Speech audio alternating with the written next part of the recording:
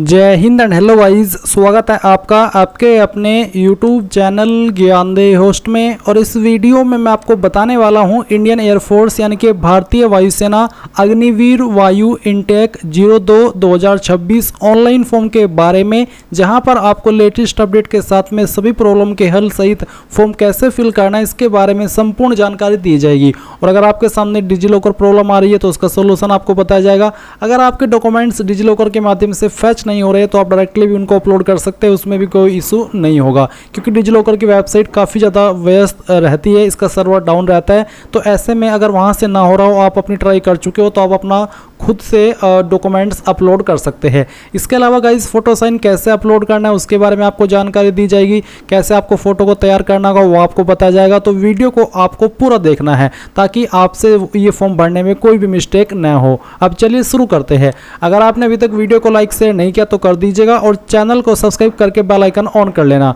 इसके बाद में जो लिंक वीडियो को डिस्क्रिप्शन में दिया है आप ओपन करिए। आपको यहाँ पर जानने को मिलेगा कि ये भर्ती 2500 के समथिंग जो पोस्ट है उस पर निकाली गई है। इसके अलावा आप लोग जो फॉर्म को भरेंगे वो 31 जुलाई 2025 तक भर पाएंगे। फीस में सभी कैटेगरी कैंडिडेट के लिए 550 है, साथ ही आपको जीएसटी देनी होगी जो कि मिला करके आपकी लगभग 650 रुपये हो जाती है जीएसटी मिला करके। और फिर यहाँ पर आपका जो इसमें क्वालिफिकेशन है वो 12वीं पास है। और आप देख सकते हैं एज लिमिट आपकी कितनी होनी चाहिए, यानी कि अगर आपका डेट ऑफ बर्थ 2 जुलाई 2005 से लेकर के 2 जुलाई 2009 के बीच में हुआ है तो आप इस पर अप्लाई करने के लिए एलिजिबल है। फिर यहाँ पर आप साइंस सब्जेक्ट पर अप्लाई करने के लिए क्या क्वालिफिकेशन चाहिए एग्जैक्टली वो देखेंगे। फिर अदर देन साइंस सब्जेक्ट पर अप्लाई करने के लिए क्या चाहिए वो भी आप चेक कर सकते हैं। इसके अलावा बाकी का जो इन्फॉर्मेशन है वो भी आप यहाँ पर देख लीजिएगा। गाइज मैं आपको बता दूं कि अगर आपको आगे चल करके इसमें फ़ोटो साइन अपलोड नहीं हो रहा है और आपको नहीं पता कि कैसे आपको फ़ोटो साइन बनाना है अपने मोबाइल से और अपलोड करना है, तो आपको गूगल के अंदर तो आपको माफ़ी चाहता हूँ, गूगल के अंदर नहीं बल्कि यूट्यूब के अंदर आना है और सर्च करना है एयरफोर्स फ़ोटो अपलोड प्रॉब्लम ज्ञानदेह होस्ट। ये आप जब सर्च करेंगे तो आपको ये मेरी वीडियो देखने को मिल जाएगी जो कि मैंने पिछले साल बनाई थी। और इसमें मैंने बहुत ही अच्छे से बताया कि कैसे आपको अपना फ़ोटो साइन थंब अपलोड करना है और उसको बनाना है अपने मोबाइल से। और साथ ही साथ जो आप फ़ोटो इसमें अपलोड करते हैं वो आपका स्लेट वाला होना चाहिए। तो स्लेट वाला फ़ोटो कैसे बनाना है उसके बारे में भी जानकारी इस वीडियो में दी गई है। तो आप एक बार इस वीडियो को वॉच कर लीजिएगा, आपको सभी चीज़ें समझ में आ जाएगी कि कैसे आपको फ़ोटो बनाना है और अपलोड करना है। अब यहाँ पर आपको इसमें शुरू से शुरू करना है, तो यानी कि अगर आपने भी इसमें कोई भी प्रोसेस फॉलो नहीं किया, अभी आप फ्रेशर हैं, आपने फॉर्म नहीं भरा, तो आप इंपॉर्टेंट लिंक के सेक्शन में आएंगे और अप्लाई ऑनलाइन लिंक इसके ऊपर क्लिक करेंगे। अब गाइज आपके सामने यहाँ पर कुछ ऐसा इंटरफेस आ जाएगा जैसे कि आप वीडियो में देख सकते हैं। अभी आप यहाँ पर इसमें सबसे पहले रजिस्टर होंगे तो इसके लिए आपको रजिस्टर के ऊपर क्लिक करना है। देन यहाँ पर आपके सामने 3 तरह के विकल्प आएंगे, रजिस्टर विद डिजिलॉकर, फिर एक create account in DigiLocker and register, यानी कि आप आपका अकाउंट पहले डिजिलॉकर के अंदर क्रिएट करेंगे और फिर आप रजिस्टर होंगे। और तीसरा है रजिस्टर, डायरेक्ट रजिस्टर, जिसमें कि आपको डिजिलॉकर का इस्तेमाल नहीं करना है। तो आपके पास तीनों विकल्प है। आपको यहाँ पर नोट करके बोला कि candidates are advised to use login through DigiLocker for smooth verification of documents. If you do not have a DigiLocker account click on create account in DigiLocker and register, यानी कि अगर आप स्मूथ वेरिफिकेशन चाहते हैं document का तो आपको यहाँ पर सजेस्ट किया जा रहा है कि आप डिजिलॉकर के माध्यम से इसमें अप्लाई कीजिए, क्योंकि अगर आप डिजिलॉकर के माध्यम से करेंगे तो आपको आगे चल करके डॉक्यूमेंट वेरीफाई कराने में बहुत ही आसानी रहेगी। वैसे आप डायरेक्टली रजिस्टर कर सकते हैं बट आपको सजेस्ट इन्होंने डिजिलॉकर का इस्तेमाल करके ही किया है। तो अगर आपका अकाउंट नहीं है डिजिलॉकर का, आप यहाँ पर create account in DigiLocker and register इसके ऊपर क्लिक करेंगे। देन आपको यहाँ पर डिजिलॉकर का इंटरफेस देखने को मिलेगा। अगर आपका अकाउंट नहीं है डिजिलॉकर के ऊपर तो आप यहाँ पर आपका मोबाइल नंबर डालिए जो कि आप यहाँ पर रजिस्टर करना चाहते हैं, फिर जनरेट ओटीपी कीजिए, आपके नंबर के ऊपर ओटीपी जाएगा जो कि आप यहाँ पर डाल करके वेरीफाई करेंगे। उसके बाद आप यहाँ पर फुल नेम, डीओबी, आपका जो जेंडर है वो, फिर आप एक यूजर नेम क्रिएट कर लेंगे अपनी चॉइस से, एक पिन बना लेंगे जिससे आप आगे चल करके लॉगिन होना चाहते हैं और उस पिन को दोबारा डाल करके वेरीफाई कर देंगे। फिर आप I consent to terms of use इसके ऊपर टिक करके वेरीफाई कर देंगे। देन आपका डिजिलॉकर अकाउंट बन जाएगा। गाइज ये तो थी जानकारी आपके डिजिलॉकर के माध्यम से अगर आप क्रिएट करते हुए इसमें रजिस्टर हो रही है उसकी। अगर आप डायरेक्टली इसमें आपका जो डिजी लॉकर अकाउंट है वो बना रख करके रखे और आप डायरेक्टली लॉगिन के माध्यम से रजिस्टर होना चाहते हैं तो आप register with DigiLocker click here के ऊपर क्लिक करेंगे। देन आप यहाँ पर जो नंबर आपने रजिस्टर किया हुआ डिजी लॉकर अकाउंट पर वो नंबर डालेंगे, जो आपने पिन बनाया हुआ पिन डालेंगे, यहाँ पर टिक करेंगे और साइन इन कर लेंगे। अगर आप यूजर नेम के माध्यम से होना चाहते तो यूजर नेम डालेंगे, अपना पिन डालेंगे, यहाँ पर टिक करेंगे और साइन इन हो जाएंगे। अदर्स का भी ऑप्शन है जिसमें कि आप यहाँ पर कोई एक आईडी अपनी सेलेक्ट कर लेंगे, फिर उस आईडी का नंबर डालेंगे, जो आपने पिन बना करके रखा है वो पिन डालेंगे, यहाँ पर टिक करेंगे और साइन इन इसके ऊपर क्लिक कर देंगे। इसके बाद में गाइज आपके सामने यहाँ पर क्रिएट अकाउंट का ऑप्शन आ जाएगा। तो आपको यहाँ पर आपका नाम एंटर करना है 10th के सर्टिफिकेट के अकॉर्डिंग। आप यहाँ पर पूरा नाम अपना एंटर कर दीजिएगा। उसके बाद फिर आपको आपकी ईमेल आईडी एंटर करनी है, अपना मोबाइल नंबर डालना है जो आप रजिस्टर करना चाहते हैं, जनरेट ओटीपी के ऊपर क्लिक करना है। आपको ईमेल और नंबर दोनों के ऊपर ओटीपी सेंड किए जाएंगे। पहले ईमेल आईडी वाला ओटीपी यहाँ पर डाल देना और फिर उसके बाद में मोबाइल वाला।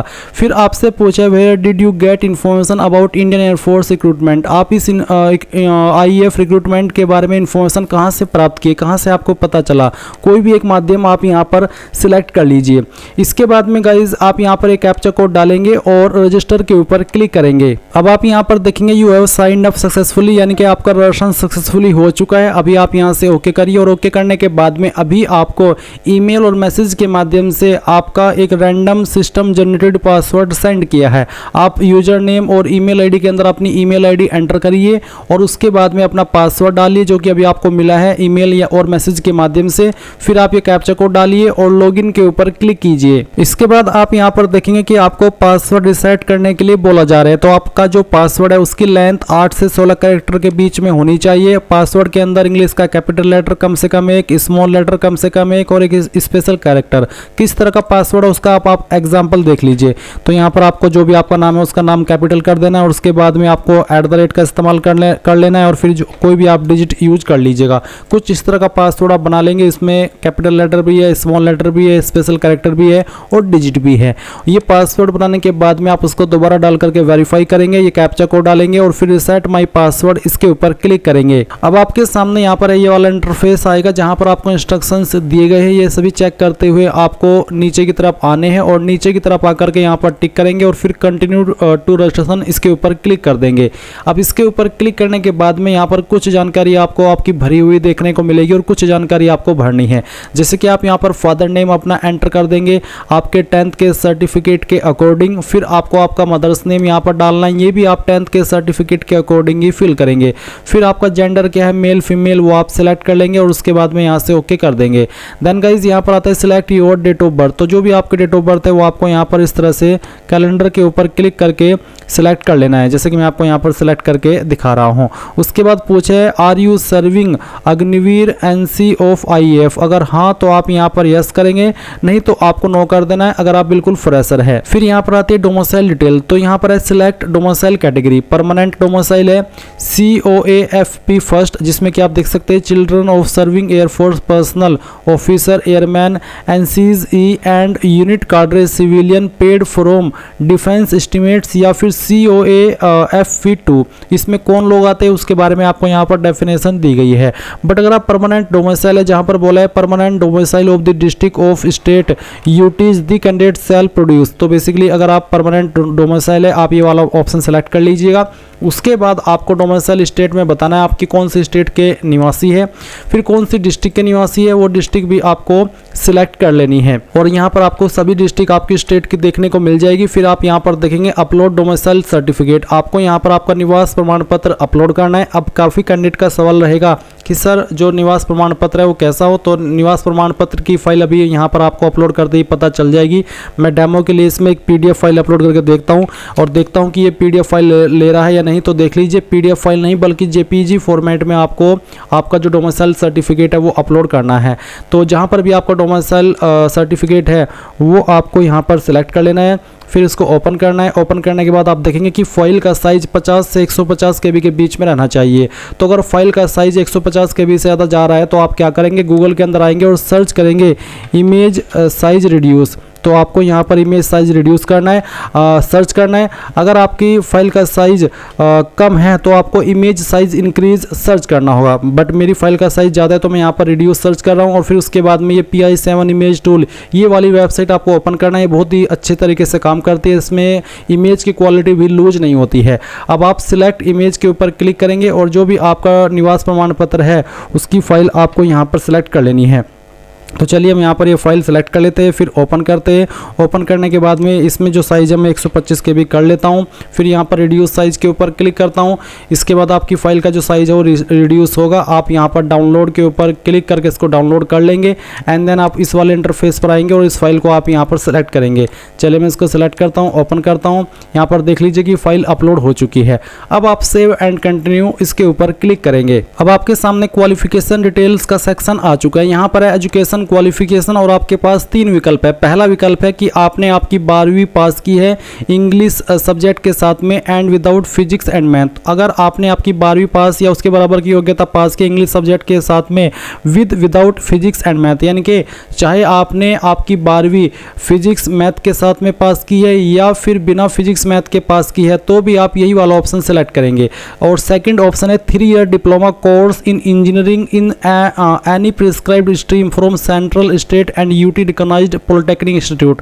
अगर आपने 3 ईयर का डिप्लोमा किया तो आप सेकंड ऑप्शन सेलेक्ट करेंगे।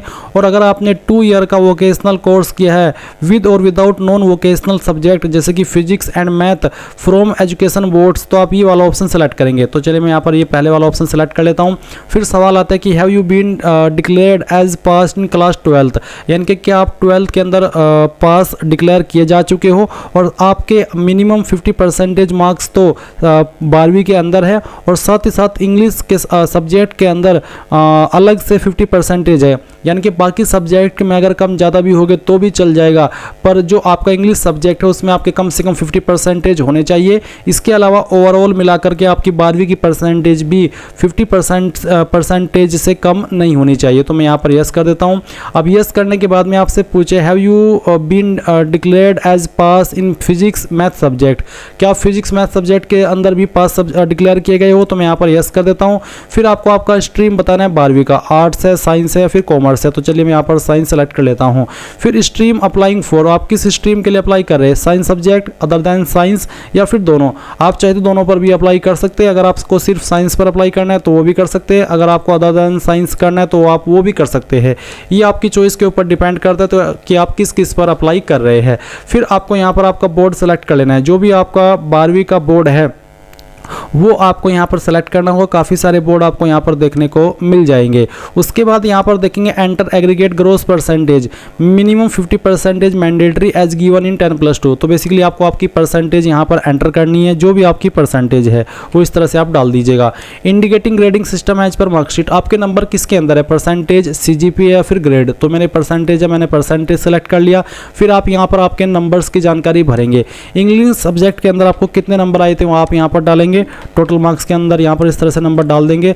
और उसके बाद आप यहाँ पर देख सकते हैं सब्जेक्ट वाइज परसेंटेज। तो गाइस जैसे कि 100 में से अगर आपके 98 नंबर आए हैं तो जो आपकी परसेंटेज है वो भी आपके 98 ही बन जाती है। फिर आपको मैथ के नंबर बताने कि कितने नंबर आपको आए हैं और कितने में से आए हैं वो आप टोटल मार्क्स के अंदर डाल देंगे। फिर आपको यहाँ पर आपकी जो परसेंटेज है वो लिख देनी है। फिजिक्स के अंदर आपको कितने नंबर आए हैं वो भी आप यहाँ पर एंटर करिएगा और फिर आपको यहाँ पर टोटल नंबर डाल देने हैं। उसके बाद में आपको यहाँ पर उसकी परसेंटेज भर देनी है। और अगर आपने बायोलॉजी भी लिया था तो आप यहाँ पर बायोलॉजी की इन्फॉर्मेशन भरेंगे और नहीं तो आप इसको इस तरह से खाली छोड़ देंगे। फिर आपसे पूछे डू यू कंप्यूटर नॉलेज, क्या आपको कंप्यूटर की नॉलेज है, अगर हाँ तो यस। यस करने के बाद में कंप्यूटर नॉलेज टाइप आपको बताना है, बेसिक है, इंटरमीडिएट है या फिर एडवांस्ड है। बेसिक है तो बेसिक, इंटरमीडिएट है तो इंटरमीडिएट, जो भी है वो आप सिलेक्ट कर लेना। उसके बाद do you have any additional marksheet, क्या आपकी कोई एडिशनल मार्कशीट है जैसे कि कंपार्टमेंट आ जाती है, इंप्रूवमेंट आ जाती है और उसके लिए फिर आपको एक अलग से मार्कशीट इशू होती है क्योंकि आपको एग्जाम दोबारा देना पड़ता है। तो अगर आपके पास है तो आप यस करेंगे, नहीं तो आप नो कर दीजिएगा। फिर higher education qualification, graduation status, अगर आप कोई हायर क्वालिफिकेशन कर रहे हैं तो आपको बताना है कि आप ग्रेजुएशन अभी परस्यूम कर रहे हैं, कंप्लीट कर चुके हैं, डिसकंटिन्यू कर चुके हैं या फिर नॉट एप्लीकेबल। अगर आप नहीं कर रहे हैं अभी तो आप नॉट एप्लीकेबल सेलेक्ट कर लेंगे, कर रहे हैं तो आपको परस्यूम सेलेक्ट करना होगा और उसके बाद में आपको बताना होगा आपका स्ट्रीम इंजीनियरिंग है या फिर नॉन इंजीनियरिंग। कंप्लीट है तो कंप्लीट सेलेक्ट कर लेंगे। जो भी आपका स्टेटस है वही आपको सेलेक्ट करना होगा और उसके बाद में आप इस जानकारी को सेव करेंगे एंड देन फिर नीचे आपको सेव एंड कंटिन्यू इसके ऊपर क्लिक करना है। तो गाइस जैसे ही आप यहाँ पर इस जानकारी को सेव करेंगे तो आपको यहाँ पर अपलोड एजुकेशनल सर्टिफिकेट का एक ऑप्शन देखने को मिलेगा, जहाँ पर आपको मैट्रिकुलेशन सर्टिफिकेट अपलोड करना है और साथ ही बोला है upload original scan copy of 10+2 12th intermediate या फिर उसके बराबर की जो मार्कशीट है उसकी, जिसमें कि आपके मार्क्स दिखें इंग्लिश फिजिक्स एंड मैथ के। ये आप डायरेक्टली फाइल भी अपलोड कर सकते हैं या फिर आप अपने डिजिलॉकर अकाउंट से भी इसको फैच करा सकते हैं। अगर डिजिलॉकर के ऊपर आपने इन सभी को अपलोड करके रखा है पहले से तो आप वहाँ से फैच करा लीजिए, नहीं तो आप सिंपली चूज फाइल के ऊपर क्लिक कीजिए और जहाँ पर आपकी मार्कशीट है वो अपलोड कीजिए। मैं यहाँ पर डेमो के लिए इस फाइल को सिलेक्ट करता हूँ। इसमें बोला कि साइज 50 से 150 KB के बीच में रहना चाहिए, तो आपको दिए गए साइज के अंदर ही इसको अपलोड करना होगा। तो मैं यहाँ पर डेमो के लिए इस फॉर्म को भरा हूँ, इसमें फाइल को सिलेक्ट करता हूँ, ओपन करता हूँ। इस तरह से फाइल आ चुकी है। फिर आप सेव के ऊपर क्लिक करेंगे, ये फाइल आपकी सेव हो जाएगी। उसके बाद में अगेन आप यहाँ पर जो 12वीं की मांगी है आपसे 12वीं की फाइल सेलेक्ट करेंगे, ओपन करेंगे और सेव के ऊपर क्लिक करके इसको भी सेव कर देंगे। पहले आपके मैट्रिकुलेशन का सर्टिफिकेट और फिर आपका 12वीं का। उसके बाद ये दोनों चीज़ें जैसे सेव हो जाए आप यहाँ पर इसमें नीचे की तरफ सेव एंड कंटिन्यू इसके ऊपर क्लिक कर देंगे। अब आती है कम्युनिकेशन डिटेल, यानी कि आपकी एड्रेस की इन्फॉर्मेशन। पहले आप परमानेंट एड्रेस फिल करेंगे, तो जो भी आपका परमानेंट एड्रेस है वो आप भरिएगा, जैसे कि house number, street, colony, locality. उसके बाद फिर आपकी स्टेट, फिर आपकी जो डिस्ट्रिक्ट है वो कौन सी है वो भी आपको यहाँ पर सेलेक्ट कर लेनी है। सब डिस्ट्रिक्ट कौन सी है वो आप सिलेक्ट कर लेंगे। विलेज टाउन का नाम, नियरेस्ट पुलिस स्टेशन कौन सा है, नज़दीकी पोस्ट ऑफिस अगर एप्लीकेबल है तो लिख देंगे, नहीं तो खाली छोड़ देंगे। और फिर जो आपका पिन कोड है वो भी आपको यहाँ पर डाल देना है। नीचे यहाँ पर आपसे आपका आधार कार्ड का नंबर मांगा है, आप आपका आधार कार्ड का नंबर डाल देंगे। फिर है कम्युनिकेशन एड्रेस और साथ ही check if your communication address is same as permanent address, यानी कि प्रेजेंट एड्रेस और अगर परमानेंट एड्रेस एक ही है तो इस बॉक्स को टिक कर देना। उसके बाद आप सेव एंड कंटिन्यू इसके ऊपर क्लिक करेंगे। अब आपके सामने यहाँ पर फिजिकल कैरेक्टरिस्टिक्स आ जाएगी, जहाँ पर आपको आपकी एडिशनल डिटेल देनी है। सबसे पहले आप हाइट बताएंगे, आपकी हाइट सेंटीमीटर के अंदर कितनी है वो आप यहाँ पर लिख देंगे। उसके बाद में ऊपर की तरफ आप देख सकते हैं enter any one clearly visible permanent mark on your body. आपकी बॉडी के ऊपर ऐसा निशान जिससे आपकी बॉडी की पहचान होती है। निशान आपके ऊपर जलने का, कटने का या फिर बर्थ मार्क कुछ भी हो सकता है, वो आप यहाँ पर लिख दीजिएगा कि वो निशान कहाँ पर है। उसके बाद आप वेस्ट साइज यहाँ पर लिखेंगे कि कितना है, सेंटीमीटर के अंदर लिखना है। फिर आपको शू साइज अपना सेलेक्ट कर लेना है और फिर यहाँ पर है कैंडिडेट चेस्ट साइज, तो चेस्ट साइज आपकी कितनी है वो आपको बतानी है। अगर आपकी वो इंचेस के अंदर है तो आप उसको यहाँ पर गूगल के अंदर आकर के इंच से सेंटीमीटर के अंदर कन्वर्ट कर लेना है। जो भी है वो आप इस तरह से लिखिएगा और फिर आपको यहाँ पर देखने को मिल जाएगा कि आपकी चेस्ट कितनी बनती है और वही आपको यहाँ पर एंटर कर देनी है। उसके बाद में आप यहाँ पर नीचे की तरफ इन सवालों का आंसर करेंगे, जैसे कि are you a certificate holder of NCC cadet corps, यानी कि एनसीसी सर्टिफिकेट होल्डर है तो यस, नहीं तो नो करेंगे। फिर पूछे कि are you child of a serving retired discharged deceased air force personnel, अगर आप ऐसे कैंडिडेट है तो यस, नहीं तो आपको नो करना है। फिर have you been discharge from Indian army, Indian navy और एनी गवर्नमेंट ऑर्गेनाइजेशन स्टेट, अगर आप डिस्चार्ज किए गए हो तो यस, नहीं तो आपको नो करना है। फिर डू यू नो ड्राइविंग आती है तो यस करेंगे और फिर उसके बाद में बताएंगे कि टाइप ऑफ ड्राइविंग लाइसेंस, किस तरह का आपके पास लाइसेंस है, अगर है तो सिलेक्ट कर ले, नहीं तो आप यहाँ पर नो भी कर सकते हैं। क्या आपको नॉलेज है ट्रेड्स लाइक वेल्डिंग, सोल्जरिंग, लाठे वर्क और एनी रिलेटेड वर्क, अगर हाँ तो यस और फिर बताएंगे कि किस तरह का काम आपको आता है, अगर नहीं है तो नो कर दीजिएगा। फिर आप do you have any qualification in catering, catering के अंदर कोई क्वालिफिकेशन है, अगर है तो यस करने के बाद में बताइए डिप्लोमा है या फिर अदर्स, जो भी है वो आप यहाँ पर बता दीजिएगा। फिर उसके बाद में आपको नॉलेज है इन्फॉर्मेशन टेक्नोलॉजी की, अगर हाँ तो यस करने के बाद बताइए कि किस एरिया के अंदर है, अगर नहीं है तो आप नो कर दीजिए। फिर आपको यहाँ पर नॉलेज है अकाउंटिंग की, अगर हाँ तो यस करने के बाद में किस तरह की नॉलेज है वो आपको बताना होगा, नहीं तो आप नो कर देंगे। फिर क्या आपके पास कोई एनी अदर स्किल है, तो अगर है तो यस करने के बाद में आप उस स्किल को यहाँ पर स्पेसिफाई कर सकते हैं, जो भी आपकी स्किल है, जैसे कि अचीवमेंट्स है, वर्क एक्सपीरियंस है, अगर नहीं है तो नो कर देना। उसके बाद आपका कोई रिप्रेजेंटेशन है, अचीवमेंट्स है स्पोर्ट्स में, किसी भी डिसिप्लिन में, अगर हाँ तो यस करने के बाद बताना होगा कि किस लेवल पर है, अगर नहीं है तो नो कर देना। फिर आप language none other than English, Hindi English के अलावा अगर आप कोई अन्य लैंग्वेज भी जानते हैं तो आप यस करके उस लैंग्वेज को यहाँ पर मेंशन कर देंगे, जो भी लैंग्वेज आपको आती है। उसके बाद यहाँ पर मेडिकल हिस्ट्री अगर आपकी कोई रही है तो उसके बारे में बता देंगे, फिर फैमिली मेडिकल हिस्ट्री यहाँ पर बता देंगे अगर कोई है, नहीं तो आप यहाँ पर सेव एंड कंटिन्यू इसके ऊपर क्लिक करेंगे। फिर गाइज यहाँ पर आपके सामने आएगा अपलोड फोटो एंड सिग्नेचर का सेक्शन। ये जो सेक्शन है ये भी काफ़ी इंपॉर्टेंट है। इसमें आपको समझना है कि जो आप फोटो फाइल अपलोड करेंगे, जो आपका फोटो है उसका फॉर्मेट रहना चाहिए आपका JPEG या फिर JPG का। उसका फाइल नेम होना चाहिए पासपोर्ट फोटोग्राफ, जो यहाँ पर आपको रेड में देखने को मिल रहा है। और फिर सिग्नेचर का नाम होना चाहिए signature, left hand thumb impression का नाम होना चाहिए थंब इंप्रेशन, और फिर पेरेंट फादर या फिर मदर का या फिर जो आपके गार्जियन है उनका सिग्नेचर भी आपको अपलोड करना है, जिसकी फाइल नेम होगी पेरेंट सिग्नेचर। तो ये सभी चीज़ें आप यहाँ पर अपलोड करेंगे। तो पहले आप इनको अपलोड कीजिए दिए गए इंस्ट्रक्शंस के अकॉर्डिंग। और जो आप यहाँ पर आपका फोटो अपलोड करेंगे वो आपका इसी तरह का होना चाहिए, जिसमें कि आपको स्लेट सामने पकड़नी है और फर्स्ट नेम लास्ट नेम लिखना है, और किस डेट में आपने फोटो को लिया है वो DOP लिखने के बाद में आपको उसके ऊपर डेट लिखनी है।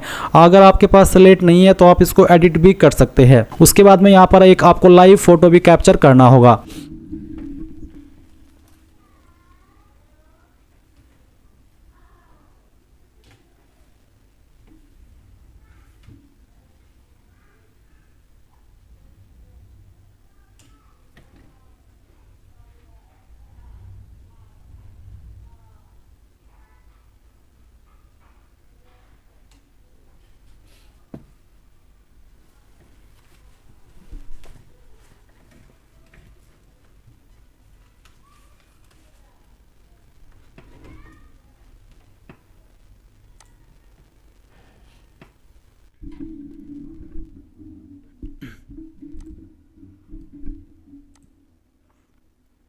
अब इसके बाद में गाइज यहाँ पर आपकी एग्जाम सिटी प्रेफरेंस आएगी फेज फर्स्ट के लिए। तो पहले आपको स्टेट की प्रेफरेंस देनी है और फिर उसकी सिटी को आपको यहाँ पर प्रेफरेंस देना होगा। स्टेट में आप चाहे तो सभी में एक ही सिलेक्ट कर सकते हैं, बट जो सिटी है वो आपकी अलग अलग होनी चाहिए। तो यहाँ पर जैसे मैं आपको देख करके दिखा रहा हूँ, आप सेम वे में आपकी जो प्रेफरेंसेस है वो दे देंगे।